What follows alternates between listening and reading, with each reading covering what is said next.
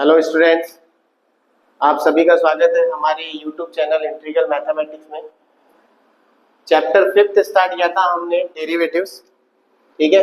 और उसके फॉर्मूले मैंने आपको बता दिए थे, कुछ एग्जांपल्स भी लिए थे, हमने बेसिक समझने की कोशिश की थी। आज और एग्जांपल लेते हैं, डेरिवेटिव करना सीखते हैं अच्छी तरह कि किस तरह से फंक्शन का डेरिवेटिव किया जा सकता है। एक एग्जांपल लेते हैं अपन, d/dx of log sec x plus tan x, इसका डेरिवेटिव करना है विद रेस्पेक्ट टू x। ध्यान देना, log के बेस में e है, log के बेस में e है, कुछ भी बेस नहीं लगा रखा, मतलब e बेस पर है वो। तो e बेस वालों को तो हम log x की फॉर्मूले से, यानी 1/x, log x का हमने क्या देखा था, 1/x वाले फॉर्मूले से हम कर सकते हैं। लेकिन बेस कुछ और होगा तो हमें पहले बेस e बनाना होगा। तो d/dx log x का करना है, ये x है log के लिए, log के लिए ये x है, तो log x का हो जाएगा 1/x, यानी x की जगह आ जाएगा sec x plus tan x। First step ये होगी, log x 1/x। अब log x का हो गया, अब log हट गया, अब आ गया sec x plus tan x। तो चेन रूल से sec x का तो हो गया sec x tan x plus tan x का हो गया sec स्क्वायर x, ठीक है। sec x का sec x tan x और tan x का sec स्क्वायर x, यहाँ मल्टीप्लाई में, चेन रूल मल्टीप्लाई में चलता है, 1/sec x plus tan x। इसमें से मैं sec x कॉमन ले सकता हूँ, यहाँ बच गया tan x plus sec x। sec x plus tan x से sec x plus tan x cancel हो गया, तो हमारे पास आ गया sec x, ठीक है। तो d/dx of log sec x plus tan x sec x है। जब इंटीग्रेशन हम पढ़ते हैं तो आप देखोगे sec x का integration log sec x plus tan x होता है, ठीक है। एक और एग्जांपल लेते हैं, d/dx ऑफ रूट e की पावर रूट x, ये एनसीईआरटी का ही एग्जांपल है, ठीक है। 5.4 का क्वेश्चन है, तो इसको एग्जांपल में लिया हमने। वही रूट x का करेंगे ये x है पूरा भी रूट के लिए, ठीक है। फंक्शन की पावर का कर रहे हैं, फंक्शन है e की पावर x और उस पे हाफ पावर है, हाफ पावर का मतलब रूट है, हाफ पावर का मतलब रूट है। रूट x का हमने फॉर्मूला बना रखा था, हमने लिखा था कि d/dx ऑफ रूट x होता है 1/2 रूट x। रूट x का डेरिवेटिव क्या होता है, 1/2 रूट x। तो रूट x ये पूरा है फर्स्ट केस में, तो इसका हो जाएगा 1/2 रूट x हो गया e की पावर रूट x की जगह क्या आ गया, e की पावर रूट x। अब चेन रूल, रूट हट गया, जैसे ही रूट हटा हमारे पास बच रहा है e की पावर x। ध्यान देना, e की पावर x में जो x है ना वो रूट x है, e की पावर x का e की पावर x ही होता है, यानी e की पावर x कौन है, रूट x, वो आ गया। अब e हट गया, अब बचा कौन, रूट x, e हटते रूट x बचा, रूट x का 1/2 रूट x, 1/2 रूट x, और फिर x बच गया, x का कितना 1, हमें x तक जाना होता है, ठीक है। ऊपर एज इट इज आ गया e की पावर रूट x, और नीचे 2 × 2 4, और ये भी रूट के अंदर है, ये भी रूट के अंदर, तो दोनों को हमने एक साथ रूट के अंदर लिख दिया, x × e की पावर रूट x भी आ गया और e की पावर रूट x भी हो गया, ठीक है। तो ये एनसीईआरटी का एक क्वेश्चन था।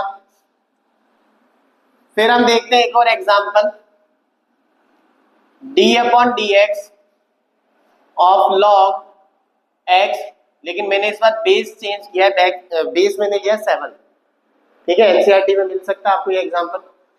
तो log x का मैं डेरिवेटिव कर रहा हूं, लेकिन बेस मैंने लिया है 7, और मैंने आपको कहा था कि ये वाला formula d/dx of log x जो 1/x होता है, हम ये तभी यूज कर सकते हैं जब बेस में e हो।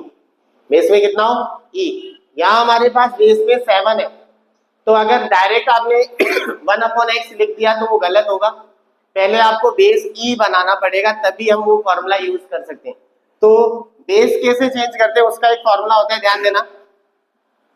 मान लो हमारे पास ऐसे log b base a, log b base a, और इसको हमें e बेस में करना है, तो हम इसको ऐसे लिख सकते हैं, log b base e upon log a base e। दोनों में बेस ई हो गया, आर्ग्यूमेंट ऊपर आ गया और बेस नीचे आ गया।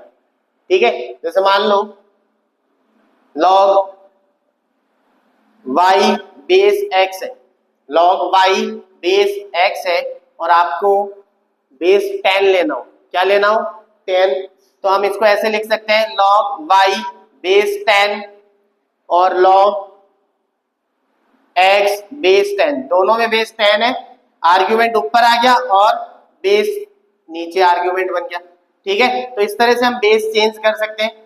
साथ के साथ ये भी ध्यान रखें कि ये अगर ऊपर जाता है तो आर्ग्यूमेंट और बेस चेंज हो जाता है। इसको मैं लिख सकता हूं ऐसे log a e, आर्ग्यूमेंट और बेस चेंज हो गया जब ये ऊपर गया, ऊपर वाला ऊपर ही रह गया log b बेस e।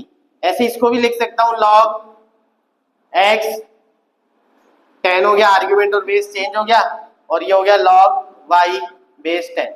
तो मुझे यहाँ बेस e चाहिए तो मैं इसको e बेस में बना लेता हूं, ये हो गया log x बेस में e और log 7 बेस में e। बेस हमें e चाहिए था वो वाला फॉर्मूला यूज करने के लिए, तो बेस हमने चेंज कर लिया। ये तो कांस्टेंट है, इसमें x नहीं है, हर वो टर्म जो इसमें x नहीं होगा वो कांस्टेंट मानी जाएगी, तो ये कांस्टेंट मैं बाहर ले लेता हूं 1 अपॉन log 7 बेस e, यानी अब हमें डेरिवेटिव करना है log x बेस e का, इसका, और इसका हम फॉर्मूला जानते हैं सीधा 1 अपॉन x, तो log 7 बेस e और log x का 1 अपॉन x। तो ये कुछ एग्जाम्पल्स हमने देखे, आगे और एग्जाम्पल देख रहे हैं। ठीक है, इसी में तो आगे देखते हैं और एक एग्जाम्पल, डेरिवेटिव ऑफ e की power a cos inverse x, ये भी एक एनसीईआरटी का ही क्वेश्चन। ठीक है, इसका हमें डेरिवेटिव करना है। फंक्शन यहां देखें तो फर्स्ट स्टेप में हमें दिख रहा है e की पावर x, e की पावर x। ठीक है, e की पावर x का e की पावर x ही होगा, e की पावर x का e की पावर x ही हो गया। ठीक है, अब e हट गया, यानी e की पावर के बारे में तो हमें ये पता लग गया कि जैसा फंक्शन वहां है वैसा का वैसा कॉपी कर दो, तो ऊपर कुछ भी हो जाए x की जगह। अब e हट गया, अब बचा a कांस्टेंट है, अगर कांस्टेंट अकेला हो तो उसका डेरिवेटिव 0 होता है, लेकिन अगर किसी फंक्शन के साथ है कांस्टेंट तो उसको रोक लेते हैं, उसको वहां पर रोक लेते हैं, तब 0 नहीं लिखना है।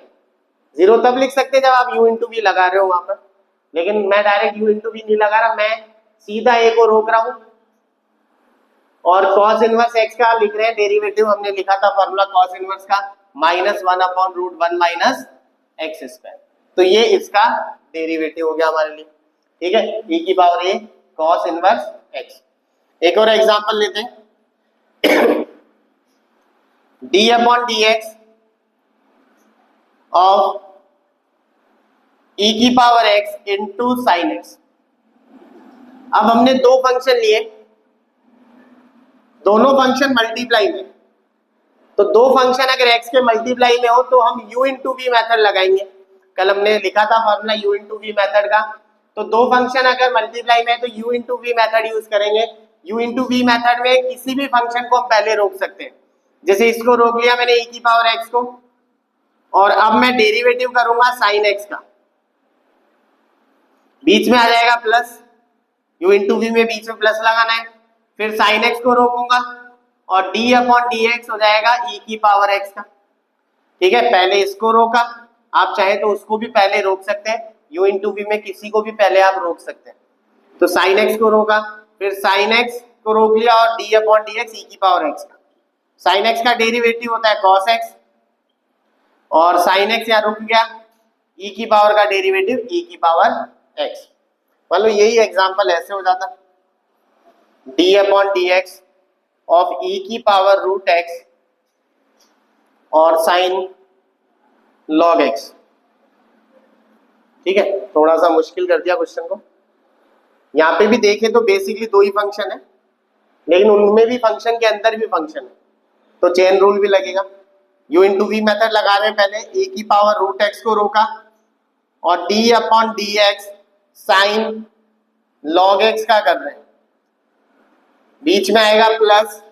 अब साइन लॉग एक्स को रोका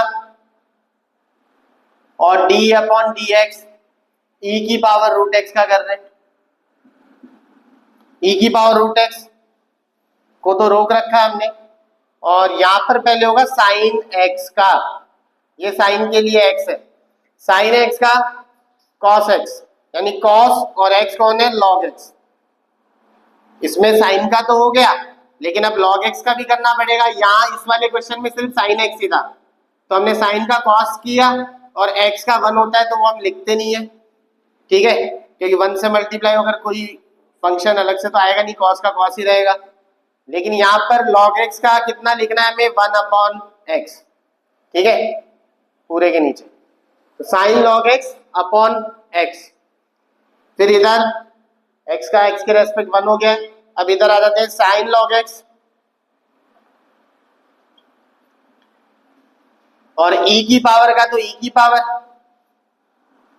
और e हटते ही बच गया रूट एक्स, रूट एक्स का हो गया 1 अपॉन 2 रूट एक्स और x का 1। तो ये ऐसा एग्जाम्पल जिसमें u इंटू वी तो लग रहा है, साथ के साथ चेन रूल भी लग रहा है, मतलब डेरिवेटिव में भी जब हमने किया फंक्शन का तो 2 बार डेरिवेटिव हुआ, ठीक है। और एक और एग्जाम्पल देखते हैं, देखो d अपॉन डी एक्स करना है, मान लो अपन को 1 minus cos x upon 1 plus cos x. इस क्वेश्चन को हम 2 तरह से कर सकते हैं। पहला तरीका तो ये कि u अपॉन v मेथड लगा लें। कौन सा मेथड, u अपॉन v, क्योंकि x के 2 फंक्शन अपॉन में, तो पहले तो u अपॉन v से कर लेते हैं। इसको रोका 1 प्लस कॉस को, u अपॉन v में पहले नीचे वाले को रोकना है, और d अपॉन डी एक्स ऊपर वाले फंक्शन का करना है, न्यूमरेटर का, बीच में आएगा माइनस। अब ऊपर वाले फंक्शन को रोकना है, न्यूमरेटर को, और d अपॉन डी एक्स हो जाएगा डिनोमिनेटर का, यानी 1 प्लस कॉस एक्स का, और नीचे इसमें स्क्वायर भी आएगा 1 प्लस कॉस एक्स का स्क्वायर। ये है u अपॉन v मेथड, जिसमें ये तो u है और ये v है। सबसे पहले नीचे वाले फंक्शन को रोका और d अपॉन डी एक्स ऊपर वाले फंक्शन का, बीच में माइनस। अब ऊपर वाले फंक्शन को रोका और d अपॉन डी एक्स नीचे वाले फंक्शन का, और नीचे वाले का स्क्वायर, 1 प्लस कॉस एक्स, 1 का हो गया 0, और cos का होता है माइनस साइन एक्स। यहाँ पहले माइनस है तो माइनस माइनस हो गया प्लस, फिर 1 माइनस कॉस एक्स, 1 का 0 और cos का minus sine x upon 1 plus cos x का होल स्क्वायर। ये चल ही रहा है 1 plus cos x sine x, ये माइनस में आगे लिया तो माइनस माइनस हो गया प्लस, इधर आ गया 1 माइनस कॉस एक्स और sine x upon 1 plus cos x का होल स्क्वायर। दोनों में से साइन कॉमन ले लेता हूं या मल्टीप्लाई कर दूं, जैसे भी आप समझना चाहें, चाहे आप साइन को इससे और इससे मल्टीप्लाई करके लिख दें, चाहे साइन कॉमन ले लें, तो मैं कॉमन ले रहा हूं। हमारे पास यहाँ बच गया 1 प्लस कॉस और यहाँ बच गया 1 माइनस कॉस, उसके आगे प्लस है तो प्लस 1 माइनस कॉस, साइन हमने कॉमन ले लिया, और नीचे रहेगा 1 प्लस कॉस एक्स का होल स्क्वायर। कॉस से कॉस कैंसिल, ये हो गया 1 और 1 2, तो 2 इंटू साइन एक्स हो गया, और ये हो गया 1 प्लस कॉस एक्स का होल स्क्वायर। इसको दूसरे तरीके से भी हम कर सकते हैं। यहां पर हम चाहें तो 1 माइनस कॉस की जगह हम लिख सकते हैं 2 sine square X by 2। 1 minus cos की जगह हम लिख सकते हैं 2 sine square X by 2। Trigonometry में पढ़ा हमने फॉर्मूला, 1 माइनस कॉस का होता है 2 साइन स्क्वायर एक्स बाई 2, और 1 प्लस कॉस होता है 2 कॉस स्क्वायर एक्स बाई 2। 2 से 2 कैंसिल हो गया, और sine square upon cos square होता है tan square X by 2, tan square X by 2।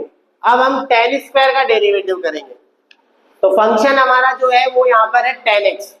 Function कौन सा है, tan x, लेकिन उस पे पहले पावर लगी। मैंने आपको बताया हमेशा कि पहले आपको पावर का डेरिवेटिव करना है, पावर का डेरिवेटिव एक्स स्क्वायर की तरह करेंगे। इसका डेरिवेटिव एक्स स्क्वायर का होता है 2x, एक्स स्क्वायर का कितना 2x, तो tan स्क्वायर का two tan X, X square का 2x तो टेन स्क्वायर का 2 टेन एक्स, तो 2 10 और x कौन है, x बाई टू, टेन के लिए x कौन है, x बाई टू, पूरे फंक्शन के लिए x तो टेन एक्स बाई टू है, ठीक है, तो 2 टेन एक्स बाई टू हो गया।